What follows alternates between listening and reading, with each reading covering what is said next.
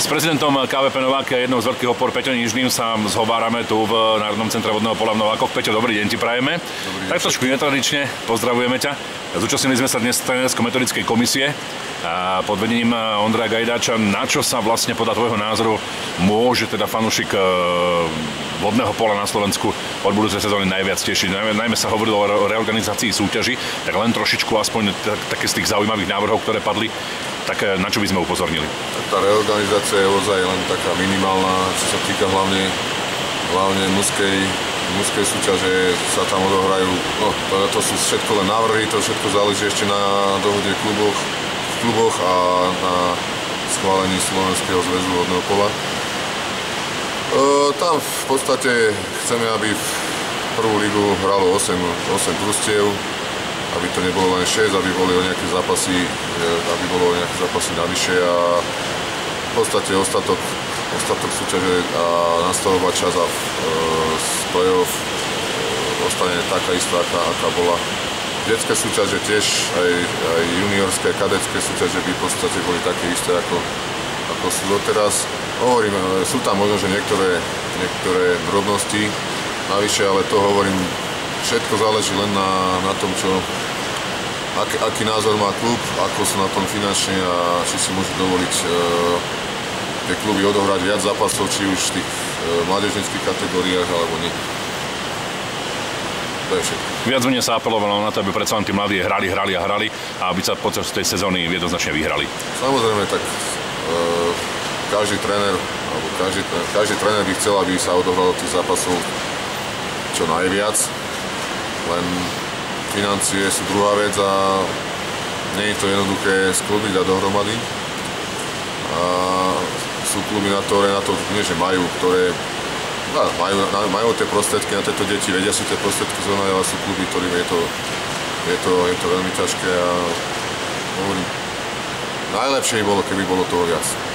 Ale vzniká tu potom aj problém ten, že keď už bude aj viac zápasov, aj viac týchto stretnutí, u nás v tomto športe je bohužiaľ jedna, nechcem povedať tragédia, ale je tam jedna zlá, alebo je tam jedna špecifická možno záležitosť, že tu už hráči, či sú to, dajme tomu, mladší žiaci alebo starší žiaci, hrajú už op kategóriu vyššie, čiže tam sa to potom kríži, dve kategórie dokopy a neviem čo ešte.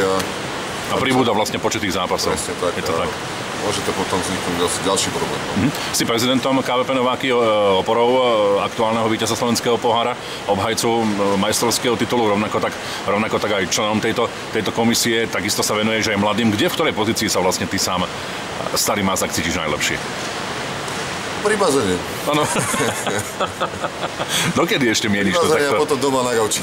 Dokedy to mieniš ešte takto ťahať v bazene v slovenskej najvyššej súťaži? Zatiaľ telo poslúcha, a keď sú už určité Na čo sa najviac ťažuješ? Áno, to som chcel počuť. Najviac ťažujem. Už som posledné dobe troška taký lenivý. Už sa mi nechce nejak do tej vody. Ako sa prejavuje tvoja lenivosť?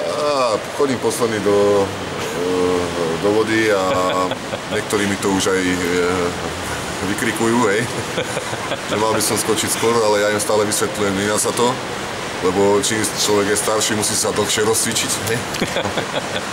Ale zatiaľ ešte niečo, vládzem odohrať nejaké to 2-3 minúty, tam dám za seba, dá sa povedať všetko a chvála Bohu, máme aj v Nováku dosť kvalitných hráčov, ktorí ma vedia zastúpiť a momentálne sú určite lepší na tom ako ja a hovorím, som veľmi rád, že takto to tu je. Nielen kvalitných hráčov UA týmu, ale vlastne, keď som pozeral tie jednotlivé vodnopolové európske ligy, aj tých mladých, prakticky vy v Novákoch tu na Slovensku ste doslova do písmena rarita. Ste vlastne siahali, pokiaľ dobre viem, na úspech v každej jednej kategórii, vlastne od tých najmenších až po A tým. To málo kto vie.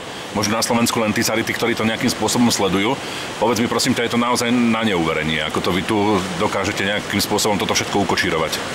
Je to pekné. Som veľmi šťastný, že to tak je. Naozaj každý zástupca klubu alebo každý tréner by bol najradšej, aby to takto bolo. Len je to aj zrkadlo toho, že tie podmienky zrejme asi nie sú všade rovnaké a musia sa rapidne zlepšiť, bohužiaľ. Ani my tie podmienky nemáme ľahké. chvála Bohu, nám pomáha dosť veľkou čiastkou miesto Nováky, a ktoré nám umožňuje, ktoré nám dáva finančné prostriedky na tréningové hodiny. Je to dosť, pre nás osobne je to dosť veľká čiastka, ale vďaka tomu žijeme, vďaka tomu môžeme trénovať. Aj keď kedysi to bolo o mnoho viac tých tréningových hodín, čiže teraz je to tiež už zredukované. Ale ja si myslím, že toto je tá najväčšie plus, že máme ten bazén pre seba, aj keď sa tam všetci musíme zmestiť do určitých hodín. Bol som napríklad v Košiciach nedávno a videl som, ako to tam funguje. No nechcel by som sa dostať do tej situácie. Aj čo sa týka bazéna, čo sa týka akustiky, to tam trénovať a tam kričať a za takých podmienok majú to tam dosť ťažké. Ale verím tomu, že to je všade tak na Slovensku. A možno, že ešte aj horšie. Čiže toto je pre mňa smutné a mohlo by sa na tomto ozaj nejakým systémom zapracovať, či už dotáciami v každom tom mestskom, alebo v každom tom meste, aby ozaj to mestské zastupiteľstvo dalo tu nejakú čiastku každému športu, ale nie len sa uberalo len jedným smerom na fotbal, hokej a koniec, ale každý by si zaslúžil určitú dotáciu. Muži postúpili do finále. Podľa očakávania tým modrých drakov porazili v najkratšom možnom čase, Slavia takisto. Po roku si zopakujete toto finále, vyzerá to tak, že ste naozaj kondične a plavecky veľmi dobre pripravení. Uvidíme, s čím prídu Holasovci. Očakávaš aj ty sám, že teda potvrdíte tú dominanciu a že získate titul v najkratšom možnom čase? Tak, Holasovci budú robiť všetko preto, aby to tak nebolo, lebo nechcel by som sa cítiť aj v ich koži. Je to už neviem koľké finále. A stále druhý. Už minulého roku hovorili chalani, že aj Dušan Holazim prináša tú smolu, že sú na druhom mieste. Aj to zvažoval, ale fungujú ďalej. Dúfam, že to tak bude pokračovať, ale hovorím, nechcel by som byť v tej koži. My sme zase naučení na stále prvý. Dúfam, že to tak bude pokračovať. A my sa s pánom Tkačom určite máme na to možno necelých 10 dní. Spravíme všetko preto, aby sme sa najlepšie pripravili, aby sme tú kondičku, čo teraz máme, ešte troška navýšili, aby sme vládali tých 5 zápasov, dúfam, že nebude 5 zápasov, odohrať čo najlepšie. Všetko bude záležať na tom a hlavne aj v hlave, kto to bude mať ako upratané a nebudú to mať Bratislavčania určite ľahké. Hovorili sme o mladých, tí nám pred pár dňami urobili veľa radostí na kvalifikácii v Tbilisi. Nakoniec koncov gro týmu tvorili práve Nováčania. Chalani, čo hovoríš na postup Holasovcov na majstrovstvá Európy do holandského Alfenu? Aj z pohľadu mladých chalanov od vás? Ja chcem im celému realizačnému týmu a čo sa týka aj chlapcov, im chcem veľmi poblahoželať tomuto, ja nechcem povedať, že úspechu, lebo úspech je pre mňa nejaké umiestnenie dobré na majstrovstvách Európy. Pre mňa je postup z kvalifikácie povinnosťou. Ale keď sa na to pozriem, že s akým úspechom postupili, tak je to taký menší úspech. Ale gratulujem im, som veľmi rád, že postupili. Bodaj by na tých majstrovstvách Európy uspeli, veľmi im držím palce. Aj keď máme tam to väčšinové zastúpenie tých Nováčanov. A na druhej strane preto mi je smutno, že možno, že tam chýba potom tá rivalita, lebo je tam ozaj tých Nováčanov veľa, menšie zastúpenie z druhých klubov. Toto je to smutné, že druhé kluby nevedia dodať viac tých reprezentantov a potom to vyzerá tak, že my ich tam tlačíme. Nie je to pravda. Každého člena si tam odsúhlasí tréner, každý tréner si zvolí, kto tam bude a my si nemáme nič spoločné, akurát spoločné jedno, že my tých chlapcov tu vychovávame a snažíme sa im dať čo najviac, aby sa do tej reprezentácie dostali. Čiže by som rád apeloval aj na ostatných zástupcov klubov a trénerov, nech skúsia a spravia všetko možné, čo je v ich silách, aby oni mali tých hráčov tam, aby to neboli len Nováčanov. Hovorili sme o reprezentácii mladých, osobitou kapitolou je naša A reprezentácia, ktorá bola v srbskom Belehrade, takisto aj v Terste. Videl si teda aj tie jednotlivé výsledky. Rezonovali samozrejme aj mimoriadne kritické hlasy, nielen teda z rodiny tých, ktorí sledujú to vodné pólo, tréneri, bývalí hráči, prezident zväzu a tak ďalej a tak ďalej. S odstupom času už tá kritika trošičku pominula. Neviem, kto si čo zobral za svoje. Ty si ako bývalý skvelý vodný polista, reprezentant momentálne pôsobiaci na klubovej úrovni, ktorého sa bytostne samozrejme dotýkajú tieto výsledky. Čo ty hovoríš s odstupom času na vystúpenie našej reprezentácie, na to, aké máš informácie vlastne aj možno aj skrze reprezentantov, ktorí hrali a ktorí pôsobia práve v týme KVP Nováky, ako si alebo spokojný alebo nespokojný s našou reprezentáciou a s vystúpením? Nespokojný som. Ja teraz sa budem opakovať, som nespokojný, hlavne zase je to tá vec, vlastne tá záležitosť. Chýbajú mi tam ozaj hráči z Košic. Sú tam niektorí, čo by tam mohli byť, ale ako keby nemali, ja neviem, chuť, alebo proste, lebo je, nie že nereálne, není pekné, keď sa do reprezentácie, no není pekné. Ono je super, keď sa do reprezentácie dostane 15, 16, 17 ročný chalan, 18, ale kde sú tí 20, 21, 22, 23 roční alebo 25 roční, čo by z nich ešte pred 2 rokmi, 3 roky, čo si ešte pamätám, keď som hrával za EŠKP, boli reprezentanti, teraz už nie sú. A to mi je ľúto, lebo potom ozaj tá konkurencia už je nízka. Nemá tam, hlavne z tých Košíc a aj z Bratislavy, nie je tam zastúpenie. Je mi to ľúto, lebo tak to je. Kto z tých hráčov ti chýba v tej reprezentácii, konkrétne, ak môžeš menovať? Tak ja viem, že každý hráč má svoje problémy a každý hráč má svoju prácu. Na Slovensku nie sú, ja si dovolím tvrdiť, že nie sú profesionáli. Neviem, kto je na Slovensku profesionál. Ale napríklad z Bratislavy mi tam chýba Peťo Nedbal,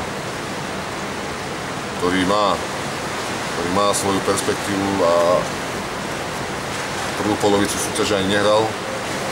Možno, že kvôli práci, neviem k čomu to, ja neviem, ale asi kvôli práci. Z Košic mi tam chýba ešte Miro Grudka, mohol kľudne byť v reprezentácii, kľudne tam mohol byť Sebastian Nať. Neviem, možno, že si teraz ešte na niekoho asi nespomeniem, nech mi odpustí. Marek Tkáč mal svoje dôvody. Škoda, no. Je mi to ľúto, lebo aspoň títo 4, keby ozaj chceli, tak by tam sa ešte kľudne by sa tam dostali, aj keď to je všetko na posúdenie hlavného trénera. Ale hovorím, nemôžu to ťahať všetko len Nováčania. Musia prispieť aj ostatní kluby a ostatní hráči svojou ochotou, ale či to takto bolo. S odstupom času sa veľmi často hovorí o pôsobnosti španielského trénera Tonyho Estera pri kormidle vodnopolovej reprezentácie. Spočiatku prevládala vlna nadšenia, dnes už je to vo fáze takého váku, aby som povedal. Ty s odstupom času, ako vnímaš teda tento trend? Je Slovensko pripravené na to, aby malo španielského trénera, alebo nie je pripravené? Ako ty vnímaš vôbec tento fakt? Slovensko alebo naši hráči sa musia prispôsobiť španielskému trénerovi, ale aj španielský tréner musí tým našim hráčom vidieť do hlavy a musí s nimi samozrejme komunikovať a tiež sa musí určitým spôsobom prispôsobiť týmto našim podmienkam. Hej. A možno toto bol taký zádrhel v tomto, že sa Tony neprispôsobil tomuto, možno nebol informovaný alebo nevedel, ako to tu funguje a potom to v tých prípravách a v tých počtoch hráčov v prípravách a aj tu bol zápas s Rusmi, bolo Svetová liga, bolo ich tu veľmi málo, nie Svetová liga, dvojzápas s Rusmi, bolo tu veľmi málo hráčov a mne ako bývalému hráčovi, keď som sa na to pozrel, že na jednej strane sedí 20 Rusov a na druhej strane 10 Slovakov a ešte tomu na Slovensku, aj keď tam boli dvaja, dajme tomu chorí, hej, ale to nie je dobrý pocit, proste, to je tragédia. A v tomto by sa to malo zmeniť, to by malo byť naopak, a nie takto. No a hovorím, možno tam je ten problém, že tá komunikácia tam určite viazla medzi družstvom a trénerom a zväzom, hej. Mali by byť tí hráči viac informovaní, viac by mali asi komunikovať s trénerom, A tréner by mal tiež komunikovať aj so zväzom a hlavne hľadať informácie, ako to tu je, ako to tu chodí proste. Lebo nemôže sem prísť a prísť sem s tým, ako to je v Španielsku. Nie, tu je to inak. Hej. Tu sú dve rozdielne krajiny, dva rozdielne národy a to by takto byť nemalo. No ale hovorím, zase na druhej strane neviem, či je rozumné každý rok, každé 2 roky furt meniť trénera, keď výsledok je... Ja si myslím, že výsledok bol lepší herne ako kedysi, alebo ako pred 3, 4, 5 rokmi. My sa priblížili k tým družstvám. Preto by som bol nerad, keby sa stále menil tréner, lebo zase tréner sa bude meniť, ale situácia môže byť rovnaká. Tí hráči proste budú tiež možno, že odmietať na reprezentačné sústredenie alebo na reprezentačné akcie. Tu musí byť ten iný aspekt, aby tí hráči musia byť donútení na to sústredenie prísť a len tam potom môžu ísť vyššie. Samozrejme, že ďalšia vec, že španielský tréner má svoju robotu v Barcelone a ťažko sa mu sem dochádza, alebo nemá toľko času. A toto by bolo treba viac doriešiť, aby si ten čas našiel. A v tom prípade spravil nejakú metodickú radu, tam by sme sa porozprávali, po prípade by nám aj pomohol, možno, že my by sme mu pomohli, hej. Komunikácia musí byť. Čiže možno zintenzívniť komunikáciu ako takú. Veľa fanúšikov riešilo samozrejme aj u nás zotrvanie trénerskej dvojice Tonyho Estejara a Roba Kajda. Ty si to už čiastočne aj naznačil pred chvíľočkou, to znamená, že si za to zotrvanie tejto trénerskej dvojice. Snáď teda poukázal si na zintenzívnenie tých kontaktov, respektíve tej komunikácie ako takej so zväzom, samozrejme s jednotlivými komisiami a tak ďalej a tak ďalej. Takže a priori si za to, aby sa tí tréneri nejakým spôsobom neodvolávali, ale aby nejako zotrvali, ale muselo by sa trošičku v úvodzovkách kopnúť do vrtule, že? Samozrejme, ale hlavne sa musí dať, toto družstvo sa musí dať dokopy, lebo boli tam určité problémy a tie problémy treba čím skôr riešiť, lebo keď sa nevyriešia, je to ešte horšie. Povedz nám úplne v závere, ako ty teda vidíš ďalší vývoj našej slovenskej vodnopolovej reprezentácie. Máš tam samozrejme chalanov a mladých z týmu KVP Nováky, je tam takisto aj Ďurko Zaťovič a ostatní. Tak ja som sa rozprával so všetkými chlapcami, majú chuť pokračovať ďalej. Ja teraz konkrétne neviem, aký je program ďalší, čo sa bude diať. Viem, že majú nejaký medzinárodný turnaj asi v Gruzínsku, ale konkrétne čo, ako to bude pokračovať, fakt neviem. Na to je výkonný výbor, ako si hovoril, odsúhlasí tú dvojicu, alebo neodsúhlasí, alebo nebudú pokračovať, nebudú to, ja neviem. A podľa toho závisí aj ten ďalší vývoj slovenského vodného pola. Peťo, ďakujeme za tvoj čas a želáme veľa šťastia. Ďakujem pekne. Ďakujem pekne.